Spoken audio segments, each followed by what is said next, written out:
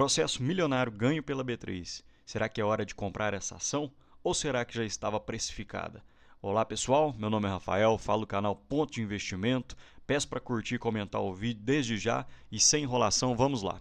Aviso de sempre, conteúdo puramente educacional e informativo. Apesar de eu gostar dessa ação, ela está sempre no meu radar. Não posso recomendar investimento e nem sigam cegamente a estratégia de qualquer youtuber ou influenciador por aí, porque eles podem ter comprado em outros preços, pode ser outra estratégia. A minha estratégia de carteira previdenciária, gosto de empresas perenes que geram bons dividendos, então siga a sua estratégia que no longo prazo não é só uma carteira que é vencedora, são várias. Então vamos lá. O que eu gosto sempre de mostrar para vocês, a estrutura acionária da B3, 11,36% encontra-se na Capital Research, 5,11% nos fundos administrados pela BlackRock, 5,65% pela Baillie Gifford, 74,21% em outros que seriam o free float, ou seja, as ações em circulação, ações em tesouraria 3,67%. Deixei esse destaque aqui, mais para frente eu quero comentar um pouco mais sobre essas ações em tesouraria. E a quantidade total de 5 bilhões 426 milhões de ações ordinárias. Falar um pouquinho sobre os negócios da B3, modelo de negócios diversificado.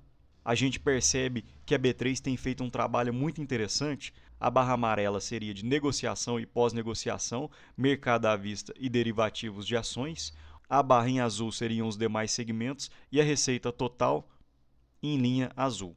A Selic média também encontra-se pontilhada aqui em preto. Perceba que desde 2021 a receita da B3 vem crescendo, porém a barra amarela, ou seja, o mercado à vista e derivativos de ações, vem diminuindo, porque a B3 vem tirando essa dependência que ela tem do mercado de ações, em que a maior parte do lucro dela vinha desse mercado, agora ela está conseguindo ter lucros de outros segmentos. Segmentos de renda fixa, segmentos de financiamento, segmentos de tecnologia. A B3 tem participação em 2 empresas de tratamento de dados em tecnologias e até mesmo em criptomoedas. A gente percebe o CAGR do mercado de ações foi de 3% e dos demais segmentos foi de 16%. E um CAGR consolidado de 12%. Um ótimo trabalho que a B3 vem fazendo. Falar um pouco da estrutura de capital. A dívida bruta e alavancagem, de 2023 para 2024 ela caiu levemente, mas vem trabalhando em 2 vezes, algo bem tranquilo. Aqui está a exposição da dívida bruta, maior parte atrelada ao CDI, mas essa alavancagem de 2 vezes ainda continua muito tranquilo, muito controlado, visto que é uma empresa que gera caixa, que não tem concorrência, não há outra bolsa de valores no Brasil, então é um monopólio. É uma empresa realmente sólida e tem feito um bom trabalho. Convenhamos que ela também tem feito um ótimo trabalho. O retorno aos acionistas, pegando no ano de 2024, 70% do retorno foi feito através de recompras e 30% através de dividendos e JCP.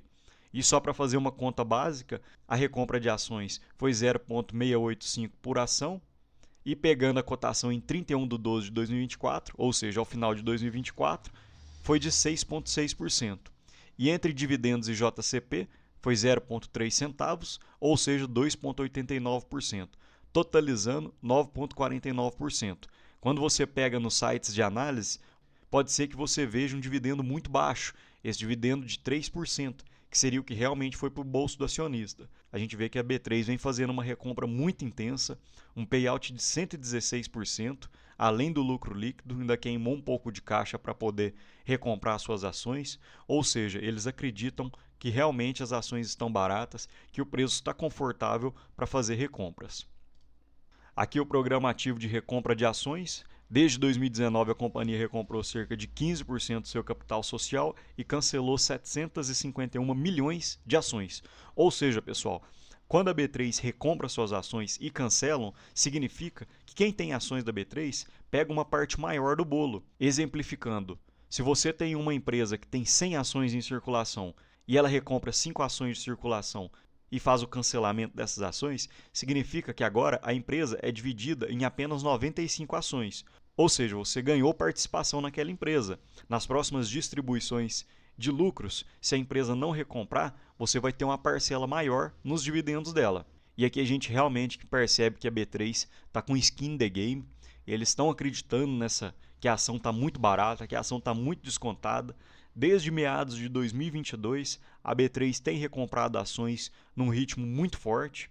Perceba que a B3 comprou ações no valor de 15 até 9,82 praticamente todos os meses. Apenas em setembro de 2022 que a B3 não fez nenhuma recompra, mas tirando esse mês, a B3 fez diversas recompras em todos os meses desde meados de 2022. Então vamos lá para a notícia. B3, CARF coloca fim em processo de 5,77 bilhões. A Câmara Superior do Conselho Administrativo de Recursos Fiscais, aqui faltou um pouco na matéria, né? Colocou fim a uma disputa de 5,77 bilhões entre a B3 e a Receita Federal, com ganho de causa para a dona da Bolsa Brasileira. A novela envolvendo o CARF se arrasta desde 2019, quando o órgão acatou o recurso da Procuradoria-Geral da Fazenda. A Receita Federal questiona a amortização de 2017 para fins fiscais do ágio gerado em maio de 2008 por ocasião da incorporação de ações da Bovespa Holding SA pela companhia. Para analistas do Goldman Sachs, a decisão favorável não impactará as demonstrações financeiras da empresa, uma vez que não foram provisionadas. O banco gringo já esperava uma reação positiva do mercado, considerando que o caso representava um excesso significativo na precificação das ações. E por que não vai impactar nas demonstrações financeiras da empresa, pessoal? Porque a B3 considerava apenas possível a perda dessa causa, ou seja, não era necessário provisionar isso nas demonstrações financeiras. Por isso que não vai ter um impacto quando ela apresentar os resultados do primeiro trimestre de 2025. Fiz uma leve demonstração aqui, como ficaria a alavancagem se você adicionasse esses 5,77 bilhões de dívida. A alavancagem é a dívida líquida sobre o EBITDA, ou seja, 13,3, que é a dívida líquida atual, mais 5,77, que seria a adição, dividido pelo EBITDA, 6,65, ficaria em uma alavancagem de 2,86. Perceba que aumentaria em 0,86, visto que a alavancagem da B3 de hoje é em 2. E aqui eu fiz algumas pequenas simulações que seriam o seguinte: o lucro projetado atual para 2025 pela B3 é de 5 bi. Um lucro projetado por ação de 0,93, que daria um dividendo em torno de 7,99. Coloquei um payout projetado de 100%, porém a gente vê que a B3 está sempre pagando em torno de 110, 115% de payout. Mas vamos nos manter conservadores. Caso essa dívida se concretizasse de 5,77 e a B3 tivesse que quitar 1 bilhão em 2025, o lucro líquido projetado cairia para 4 bi. Então, o dividend yield projetado cairia para 6,39. Se a B3 tivesse que pagar 2 bi, o lucro líquido projetado cairia para 3 bi, ou seja, dividendo de 4,8. E se tivesse que pagar 2,5 bi num curto prazo, cairia para 4%. A gente sabe que esse tipo de dívida a B3 poderia dividir, cancelar. Isso aqui é apenas uma projeção, só para a gente ter uma ideia do impacto que traria essa dívida para a B3, ou seja, foi realmente uma vitória que eles conseguiram. E no dia 13, que foi o dia que a B3 anunciou esse ganho, perceba que as ações deram um salto de quase 10%, o mercado realmente se animou para essa empresa, e o gráfico que eu gosto sempre de mostrar, que é de lucro versus cotação. Perceba que em alguns momentos a B3 apresenta um lucro subindo e a cotação caindo. Teoricamente seriam bons momentos de compra, porque aparentemente o mercado não está precificando essa alta no lucro. E de 2023 para 2024 aconteceu a mesma coisa. A empresa caiu dos 14,50 para o preço atual, em torno de 10 a 11 reais, e o lucro continua subindo. Novamente, o lucro aumentou. Então é isso, pessoal. No vídeo de hoje, queria só mostrar um pouco do que foi essa vitória para a B3. Os acionistas comemoraram muito e até os analistas internacionais verificam que essa foi uma grande vitória.